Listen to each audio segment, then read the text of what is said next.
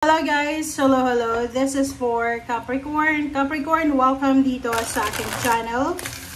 Kapalaran 888, welcome. Alamin natin kung anong sasabihin sa iyo ng inyong mga baraha, Capricorn. I hope na nasa mabuti kang kalagayan sa ngayon. So, kung nanonood ka, enjoy the reading. Okay? Relax lang. And hanapin natin, alamin natin kung ang mga baraha dito ay resonated sa'yo. So, please connect your intuition sa lahat ng baraha na lumalabas sa reading mo. Okay. So, Capricorn, kung bago ka sa channel ko, huwag mong kakalimutan na mag-like and share, mag-subscribe, and i-like mo lahat ng mga videos ko. Okay? Maraming salamat. And, tingnan natin. Okay, first two cards mo, Capricorn, they are King of Wands and Six of Discs. So, this is fire sign energy. This is fiery. This is fire sign energy. This one is earth signs energy. Sinasabi ng baraha sa'yo dito na sa lahat ng mga Capricorn, especially kung kayo ay may trabaho na, kung may trabaho ka na, empleyado ka, may negosyo ka, or kung ano man tong pinagkakaabalahan mo sa ngayon, okay? Kung ano man tong pinagkakaabalahan mo sa ngayon, sinasabi ng baraha na may darating sa'yo na Six of Discs. Yung Six of Discs na to, this is Six of Pentacles. Sinasabi ng baraha sa'yo dito na posible na, halimbawa, marami kang ginagawa sa trabaho mo, nag-overtime ka, may mga weekends, weekdays na like sobra-sobra yung effort na ginagawa mo, possible na magkaroon ka ng mga additional payments, bonuses, payouts, or kung ano pa man siya na posibleng makakatulong sa'yo. Doon din sa mga empleyado na parang ang dami-dami yung mga duties and responsibilities, sinasabi ng baraha sa inyo dito na posibleng may isang tao na tutulong sa inyo para matapos nyo yung mga gawain nyo or yung mga duties and responsibilities. And at the same time, if you are like self-employed, freelancer, halimbawa malaki yung proyekto na ginagawa mo and kailangan mo ng isang tao or maraming tao na tutulong sa'yo, possible na makakuha ka ng mga tao na tutulong sa'yo through online, sa internet.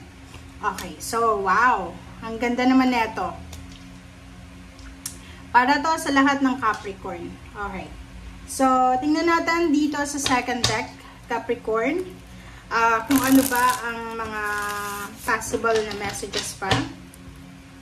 Kung ikaw ay Capricorn na natatakot ka, nag-aalala ka na baka mahirapan ka sa trabaho mo, sinasabi ng baraha, huwag kang mag-alala kasi the Six of This is the balance of blessings or give and take energy siya. So, kung tutulong ka, kung tumutulong ka, may tutulong din sa'yo. Okay? Okay, next card natin is Wheel of Fortune, Page of Earth, and then the Hermit. So, dito sa 3 cards na to, sinasabi ng baraha sa'yo, Capricorn, na isang balita na pwedeng pagkakitaan. Like, for example, this is good news. This is good news, like, may mga Capricorn na possible kayo na makatanggap ng job offer pero kailangan nyo munang mag-aral or kailangan nyo munang mag-seminar or kailangan nyo munang malaman or matutunan yung skills na ino-offer sa inyo na trabaho. Sinasabi ng baraha na this good news, this financial good news, work, career, money, financial help or kano pa man, ay posibleng makakatulong to sa'yo para mabago yung takbo ng buhay mo. Kumbaga, etong ino-offer sa'yo, ay posible siya na makapagpabago ng buhay mo. So, halimbawa, isa siyang company na ino-offeran ka ng like higher position. Like, nasa kasalukuyan kang company na hindi masyadong maganda yung payment sa'yo. So, pwedeng o-offeran ka ng supervisory position or managerial position. And dito sa The Hermit, number 9, sinasabi ng baraha sa'yo na kahit anong offer daw, kahit ano, like, offeran ka pa ng kung ano man na mataas na posisyon or kaano pa man, make sure na pag-isipan mo siya ng mabuti, maayos. Pag-isipan mo siya ng maayos kasi posible na pagsisihan mo siya sa bandang huli. Kasi minsan yung mga offers na yan, may mga hidden yan. Hidden intention. So, kailangan alam mo. Okay? Alright, so 9 of water, 7 of air, and Queen of air. Wow. So, nakikita ko sa'yo dito, merong ditong mga Capricorn na marami kang wini-wish, marami kang pinapangarap para sa iyong personal na kaligayahan, like kaligayahan mo, para sa pamilya mo, sa parents mo. Like, ang dami-dami mong pinaplano para sa sa'yo kung may asawa ka, sa asawa mo, sa anak mo, sa magulang mo, or kanino man na parang attached ka or connected sa'yo. Ang problema dito, kinakailangan mong maging parang aware, mag-iingat ka, kasi meron dito na like maybe air signs, Gemini, Libra, and Aquarius na pwede nilang sirain, pwede nilang sirain kung ano man ito na plano mo para sa pamilya mo or para sa kaligayahan mo. So, mag-iingat ka, Capricorn. Okay, tingnan natin ang darating na future para sa'yo. Ano ba ang pwedeng magbago? Yun na nga, ang mga pwedeng magbago sa inyo is, kung dati walang tumutulong sa'yo, may mga tao na pwedeng makatulong sa'yo. About, like for example, pera, pwedeng magbago, emotion, pwedeng magbago. Okay, moving forward ka na. So, if for example, nakaranas ka ng financial problems, financial burdens, ang isa sa possible pa na magbabago dito is, possible ka na yon.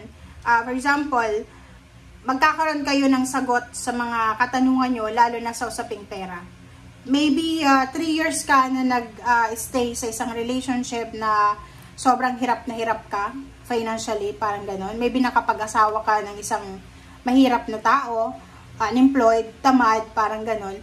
And dito sa barahang to, sinasabi ng barahan na you are excited. You are super excited kasi marami kang plano para sa future mo. So, nakikita ko sa'yo dito na bibigyan ka ng pagkakataon. Ito siya, diba, yung luck and progress and change na magbabago sa buhay mo is yung mga tao na ayaw mo na, ay posibleng mawala na sila sa buhay mo.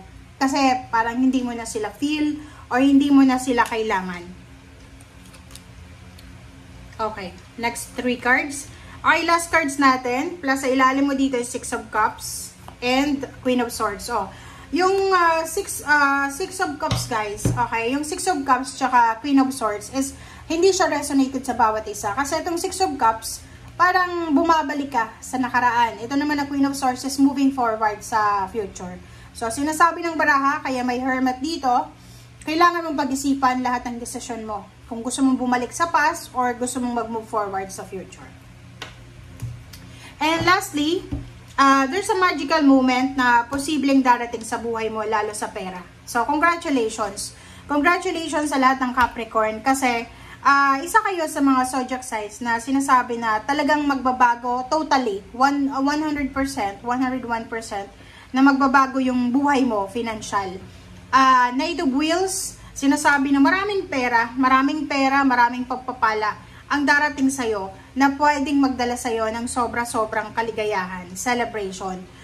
Yun na nga sabi ko sa'yo, ang mga possibilities dito is pwedeng lumipat ka, pwedeng lilipat ka sa ibang company, sa ibang bansa, or sa ibang department, and or maybe this is total career change, yung parang 100% na magbabago ka ng career, pero yung career na to na pupuntahan mo, siya talaga yung career na parang naka-destiny sa'yo, and yung career na yan yung pwedeng magdala sa'yo ng sobra-sobrang ligay. Yung parang kumikita ka na ng pera, at the same time, gusto mo yung ginagawa mo, gusto mo yung trabaho mo. Kasi minsan, di ba, may mga trabaho tayo na, okay, kumikita, malaki yung kita, pero hindi natin gusto kung ano yung ginagawa natin. So, sa'yo, sinasabi ng bara sa'yo na, financially, parang alam mo yon na yung situation mo sa ngayon, marami pang darating. Halimbawa kung blessed ka na sa ngayon, mas magiging sobrang blessed ka pa sa mga susunod na buwan at taon. Okay? Thank you guys for watching. Bye!